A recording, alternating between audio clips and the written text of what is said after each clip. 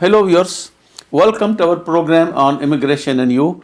I am your immigration attorney Michael Falwani, and once again we have with us attorney David Nachman. David, welcome. Thanks, Michael.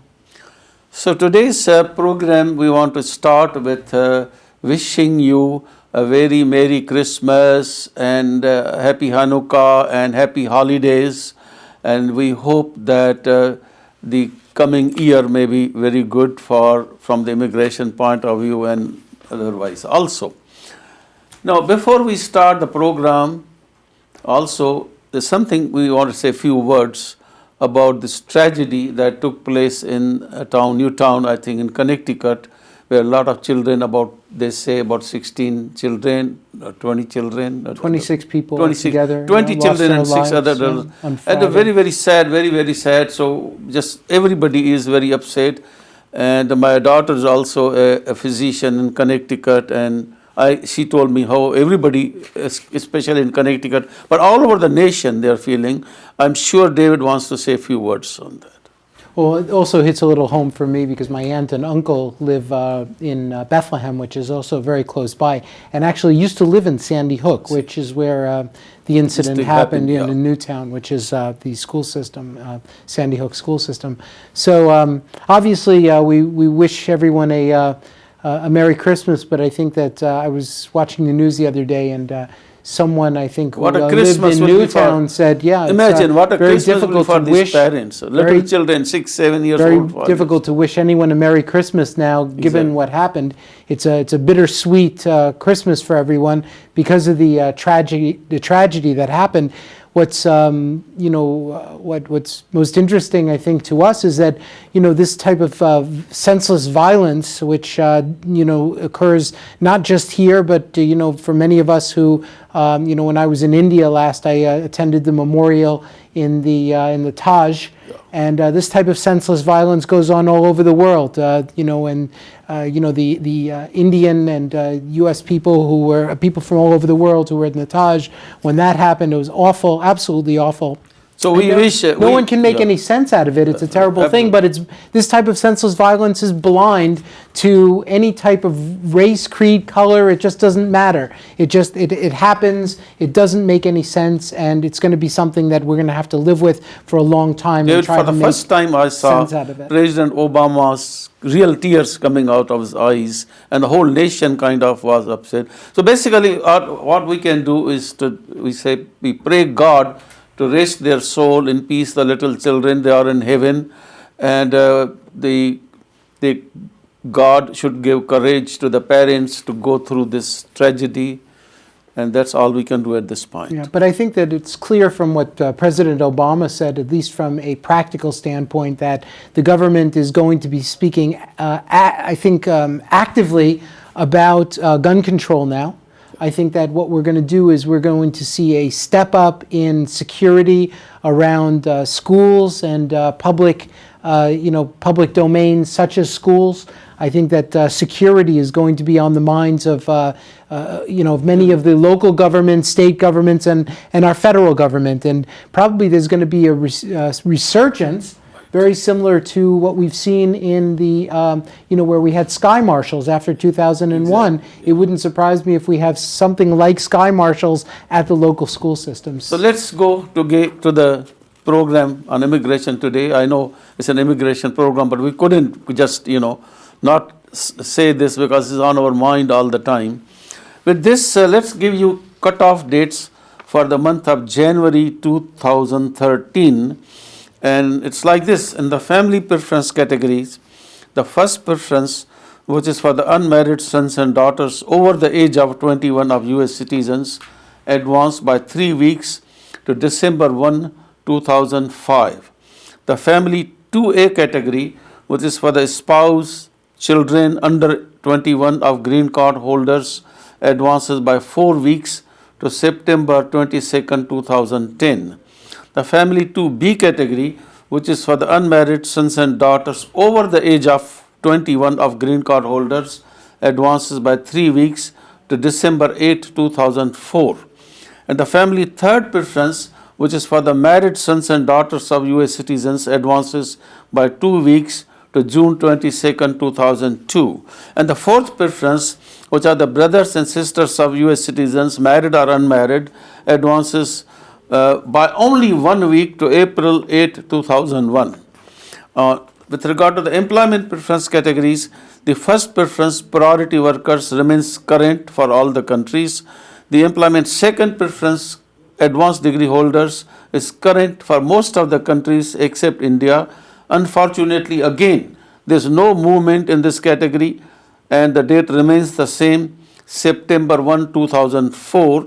The third preference, which are the professionals and skilled workers, for most of the countries other than India, advances by 5 weeks to February 1, 2007.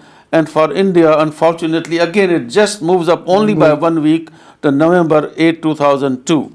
Same thing about the other workers category. The special immigrants, which include religious workers, priests, and all that, is current for all the countries. And the investor category, employment fifth preference, is current for all the countries. Now, I'm just going to ask David to make some comments on that. One thing is very clear, that's the very bad news in the employment preference categories. Of course, in the family preference, the normal movement is there, except I may say that for the last few months we see the movement of the brother-sister F4 category has somewhat slowed down a lot. It's only moving now 1 week or maybe 2 weeks every month. Now, we have been talking a lot of times whenever we see these situations, we are thinking of many of our clients and viewers who are sitting in line for years and years and years, some of them hoping for the CIR or some new things happening in the Congress that may make some difference. But David has to make some comments, and the only other comment that I can make, that again, look again and again and again, possibilities of what else can you do. Of course, the investor category is there, but it's a lot of money. Most people don't have money, and there are a lot of other issues involved there also. One thing I just want to mention, David, and you can make a comment. People probably are confused. When I had a client once with H1 visa, and he always thought that the EB1 category is only if you have an L1 approved. Mm-hmm. So I started talking to him, what's your background? Before you came to India, what were you doing? He says, I was a manager of such and such company. And so you're working in the same company here? Yes, I'm working in the same company. What a job you are doing? He says, I'm a manager. I said, oh, okay. You came on H1 because you qualified for H1. But you understand that you, in spite of the fact you are right now, you may have H1. But if you look at the background, I can see that you qualify for an L1 also. And you actually qualify a EB1. He said, really? I said, really. He said, can we do it? We did it. EB1 straight. Mm-hmm. And there was no problem because he was a manager there, manager here, all the qualifications, a big company, both ways. Right. So, no, you give some other ideas. What can people do to, listen, 8 years, 9 years, 10 years, David, Long EB3. time. Yeah. So, well, what do you say? Well, I think, Michael, your idea is a good one. I mean, if you have an individual who came in as an H1 and they have the opportunity to go to an L, and then from an L to EB1, 3, that's a great opportunity. What we're doing is we're getting a lot of calls from individuals for whom we've done EB2 cases who now have had an opportunity to focus in on their resumes and make them a little better. Under Kazarian, which is the case which deals with EB1 extraordinary ability, we've had a lot of success bumping them up from EB2 to EB1 cases. Now, I'm not going to say that Kazarian is an easy case to deal with. Obviously, there are parameters in that case that make it difficult to get an EB1. It's not for everyone, but if you have a good solid EB2 case, obviously it's probably not a bad idea to go to an immigration professional and see whether or not you could possibly try for an EB1 case. Yeah. Many of the individuals for whom we've done national interest waivers, Schedule A, Group 2, or even PERM applications, which are EB2 cases, we've been able to successfully try an EB1 case. They have nothing to lose. And that's something I think that's really important, is that they have to know that if you have an EB2 and you're settled into an EB2, you have your priority date set, you have nothing to lose by trying the EB1. So immigration professionals qualified immigration professionals who do EB1 cases on a regular basis can give you sort of a taste for what the climate is like as to whether or not you may be able to get an EB1 approved. So these are all creative ideas that David is properly advising, that in those situations a client could sit down with a good experienced lawyer like David or me, or maybe anybody else that has that kind of experience and knowledge, and try to explore Business the possibilities of what else can we do, where can we move you from this backlog category to a better situation. Exactly, and let's not forget about individuals who are married to foreign nationals from other countries. Exactly. We mention this time and time again to our viewers.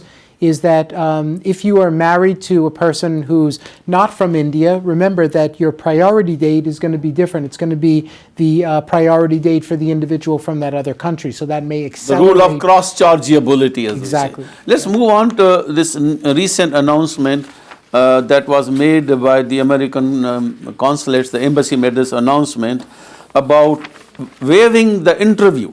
Because non-immigrant visas, we are talking about temporary visas, visitor visas, student visas, H1s, L1s and all that. There was a memo previously in March 2012 which described certain categories which could be exempted from the interview, not the biometrics. Fingerprints, photos, biometrics, everybody has to do. Right. But you see, they saw that they already issued the visas to them. Why do the interview again? And they issued this memo. Recently, the good news is that they expanded that program of waiving the interviews for some of these extra categories. David? That's you right. want And to Michael, tell about these categories? Yes. Well, Michael, you had asked me to just let our viewers know that we have been in touch with the consulates in India, and that all of the consulates have confirmed that they have in fact implemented the waiver rules. So they are abiding by it. Now, as Michael and I I'm have glad you mentioned- brought, because we did contact all the consuls in India and they confirmed in writing that this is already implemented. So if you have any friends, relatives, whoever is going for an interview at the American consulate, no, this is only for, remember, only when you are renewing something. Correct. Not a new It's not a applicant. new So if you application. have, let us say, visitor visa or H1 visa, now under the extent, H4 visa, you already have a stamp, but it's expiring, it's about to expire. Right. And you want to apply for a renewal. That's where this will help. How many cases, David, we have seen when the people go for renewing and they grill them and a lot of questions are arisen and keeps cases pending and pending. Lot of extra work for the consuls. They are very happy, but they don't bother with it. They say just waive them, unless of course they have reason to, because it very says clearly the consuls has the discretion. They see something wrong somewhere and they say, no, this case I want to interview, they can do that. Right? Correct. But this is very. It's always discretionary. So what are the new categories that expanded now? Well, they talked about a couple of different categories, but Can you read one it? of which Yeah, I have yes, here. please. that'd be Okay, great. here is the business B1, B2 visas, Right. and the J1 dependents also, J2, H4, L2, Right. and those who are in transit, the crew members, the children who are applying before their 7th birthday, in other words, 7-year-old, they don't want to interview them again, Right. as long as the same class, same visa class, and applying for, that was the previous one also, which is continues the same, those who are after 80 years or more old. This is the one that they started in March. Now, the new one they've expanded to children before 14th birthday. Before it was 7th, now it's 14th, and any type of visa. So that's good. Students which are returning to the same school and the same program. So that's very good, because these are the students who are having a lot of issues also. Right. And the temporary workers on H1B visas. Somebody at H1B doesn't need to be interviewed again. You can apply as long as the same, type of situation. Exactly. And then they have the L1A and L1B. What difference does this make, this new policy? How do you look at this?